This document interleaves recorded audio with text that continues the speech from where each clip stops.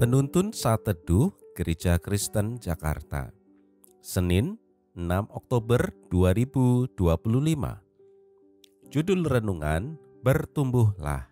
Ayat Alkitab terambil dari 2 Petrus 3 ayat 18. Demikianlah firman Tuhan. Tetapi bertumbuhlah dalam kasih karunia dan dalam pengenalan akan Tuhan dan Juru Selamat kita, Yesus Kristus. Baginya kemuliaan sekarang dan sampai selama-lamanya. Joshua Harris, penulis buku Kristen terkenal I Kissed That Thing Goodbye, dulunya dikenal sebagai pemimpin gereja dan pengajar yang berpengaruh. Namun, beberapa tahun lalu, ia mengejutkan banyak orang dengan menyatakan bahwa ia tidak lagi mengidentifikasi diri sebagai orang Kristen.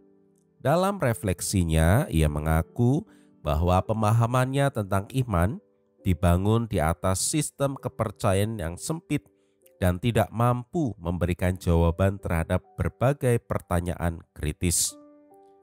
Ketika ia mulai mendengar ajaran-ajaran lain yang lebih terbuka, imannya kepada Kristus menjadi tidak bisa dipertahankan.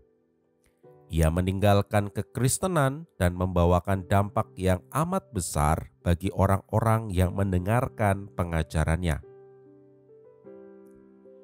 Surat 2 Petrus mengingatkan kembali akan panggilan sebagai umat Tuhan, sekaligus memberikan peringatan akan adanya pengajar sesat yang mungkin dapat mengguncangkan iman mereka.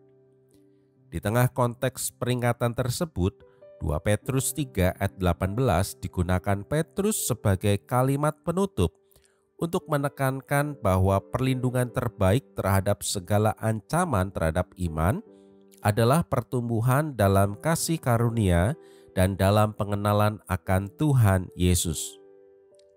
Pertumbuhan dalam kasih karunia dipahami sebagai pertumbuhan dalam karakter serupa Kristus, membangun relasi dengan Allah, serta mengalami pembentukan oleh Roh Kudus.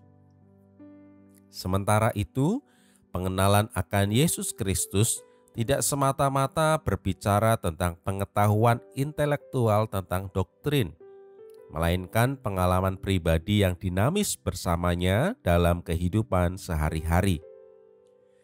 Dengan demikian, Petrus sedang mendorong dan memanggil orang-orang percaya untuk terus-menerus menjalani proses transformasi menuju kedewasaan rohani.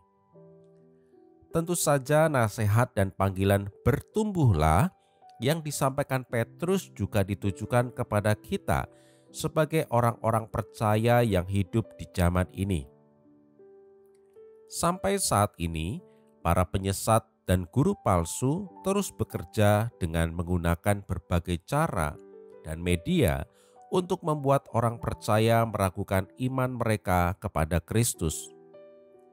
Sesuai arahan dari Rasul Petrus, untuk menghadapi itu, proses pertumbuhan kerohanian yang terus-menerus harus terjadi dalam kehidupan kita. Tentu saja, yang memampukan semuanya itu terjadi adalah anugerah Kristus dan kuasa Roh Kudus. Namun, tetap diperlukan adanya komitmen untuk terus membangun relasi dengan Tuhan lewat doa pribadi, memahami kehendak-Nya melalui pembacaan dan perenungan firman Tuhan, serta menunjukkan ketaatan kepada pimpinan-Nya. Pertumbuhan rohani adalah perlindungan terbaik terhadap penyesatan. Demikian renungan hari ini. Tuhan Yesus memberkati.